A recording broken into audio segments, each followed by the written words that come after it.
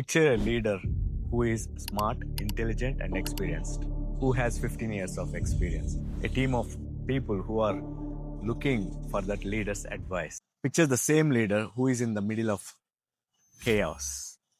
Scrutiny from the board members, financial revenues not performing up to the mark, and a key client who is threatening to leave. In middle of that, there is a team meeting. One of the team member asks a genuine question. This leader snaps at the team member to silence him. But what happens is the entire room goes silent. Two of the team members who are planning to ask few questions that they are preparing for the weeks. And now the entire team decides to stay silent during the meeting and also for the next meeting. What happened here is not silence in just that meeting. It is a culture that prepared for the future.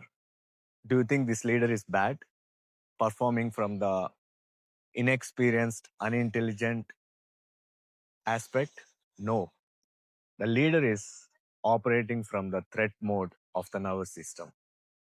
Today, we are going to exactly focus on why people, smart leaders, capable people, perform very badly when they are operating from the threat mode of the nervous system. Hello, my name is Krishna Byra, US Army veteran, neuroscience performance coach, founder of Byra Conscious. I help high performers, entrepreneurs, and employees understand their nervous system so that they can improve focus, resilience, decision clarity, and overall well being. Over the past few weeks, we learned about burnout, overload, and automatic responses. This week, we are going to look into what happens inside the brain under pressure and why thinking clearly under those moments will not work. Welcome to week 3. Our brain has a structure called amygdala. Amygdala constantly looks for threat response. Once it detects the threat, it signals distress in our body. And that distress activates the hypothalamus to release adrenaline and cortisol in our bloodstream. Once the cortisol levels are elevated in our blood, the prefrontal cortex, the thinking part of the brain, receives less blood flow. And that is where the reactive nature of the nervous system body comes into the picture. This is not a metaphor. This can be measured in a brain scan.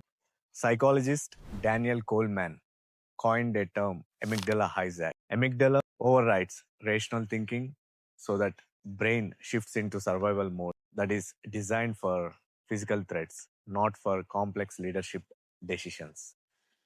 Neuroscientist John Lee Dox found out even more striking. Your amygdala creates a fear response even before your brain is conscious of it. That means in high pressure movements, your brain starts reacting before it is completely aware of the situation. Let me give you a scenario probably you have lived.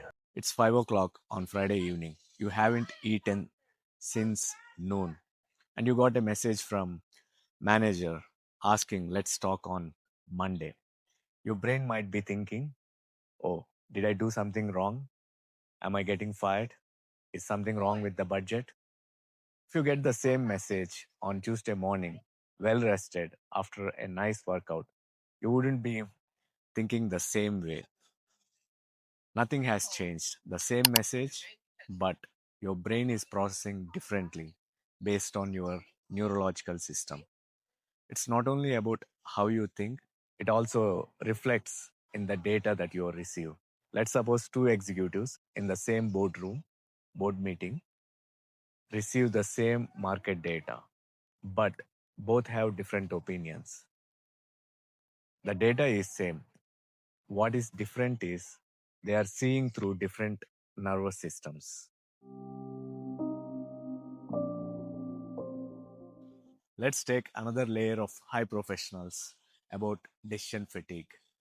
One of the most studied research on 1,000 parole experienced judges. Judges who are dealing with the paroles. In the morning session, the rate of approval for the paroles is 65%. And that number dropped down to 0% at the end of the session. When they take the break, again it jumped back to 65%. It is so surprising, right? And it is one of the most controversial and argued discussion between different kinds of researchers. And they have accepted one thing for sure. Your decision making is widely and highly dependent on the mental capacity and cognitive power. When you, from the day you wake up, texting, attending meetings, finances, all those things, you have to use the energy from the same cognitive mental pool. When you are in the position of making high quality decisions, you have to protect your nervous system in order to make sure that you are running efficiently on that high cognitive pool. The quality of your decision runs low before your body feels tired. Here is what most of the leadership programs miss. Your nervous system is not private, it is contagious. This is not motivation, it is neuroscience. Research on mirror neurons prove that your physiological state, jaw tight, energy scattered, will affect the physiological state of the people who observe you. And studies on the trier stress response confirms that elevated cortisol will also affect the nervous system of the people who surrounds. Let's think from the leadership perspective. A leader who sends the reactive message in the midnight will affect the nervous system of the people who are also not part of the original problem. A leader who snaps during the meeting might affect the physiological state of the attendants, not just during the meeting, but also how they react going forward. Your regulation is not just personal performance, it is team protection. So, what are you going to do with this information? Not a productivity system, not a technique. Start with awareness.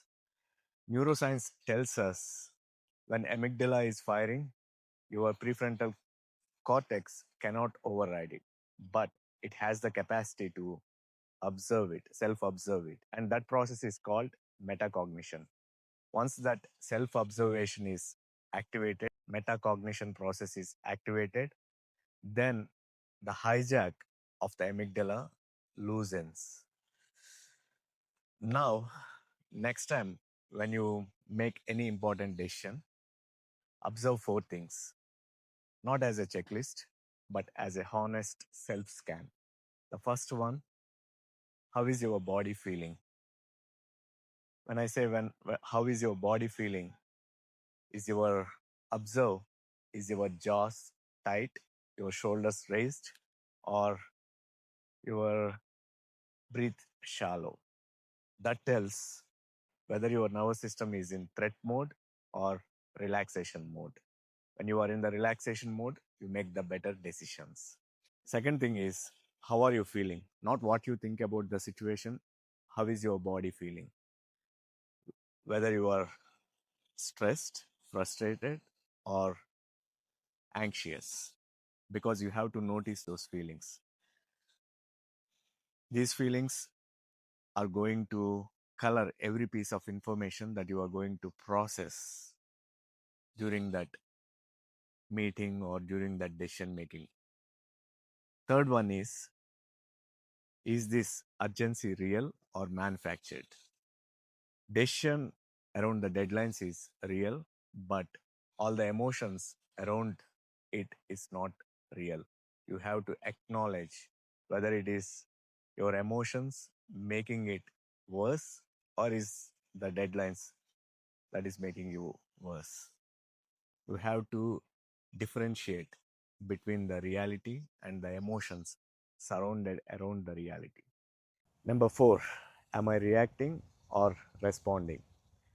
Reaction is amygdala driven and auto driven, whereas response is prefrontal cortex driven, deliberate, and outcome driven. The difference between the two is not willpower, the difference between the two is awareness. Now, I would like you to pause and ask a question. When was the last time you made a important decision? What state you were in? Not what you have decided, what state?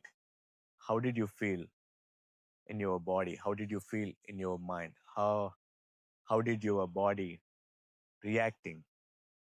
If you can recall how your body reacted, what is the noise in your mind, and how is your breath, then you have understood the essence of this video. It's not a small thing, it is called awareness, and awareness is the first step in the regulation. Most people make hundreds of decisions without asking this important question. Intelligence gets you in the room, regulation determines what you do in the room. The most valuable skill set that you have to develop is not a new set of framework or productivity system. It is the ability to run on full cognitive capacity under any kind of pressure or situation. This is what I help professionals build inside my programs at Byra Conscious. Whether you are a professional or entrepreneur or simply someone who wants to stop decision making from the place of stress, there is exactly program that is built inside the byraConscious.com. Please check it out. And if this video has changed your lens from how you operate and make the decisions, please subscribe to this channel. Every week I make a video on neuroscience of performance that is practical and grounded, built for real world. I'll see you in the next one. Thank you so much.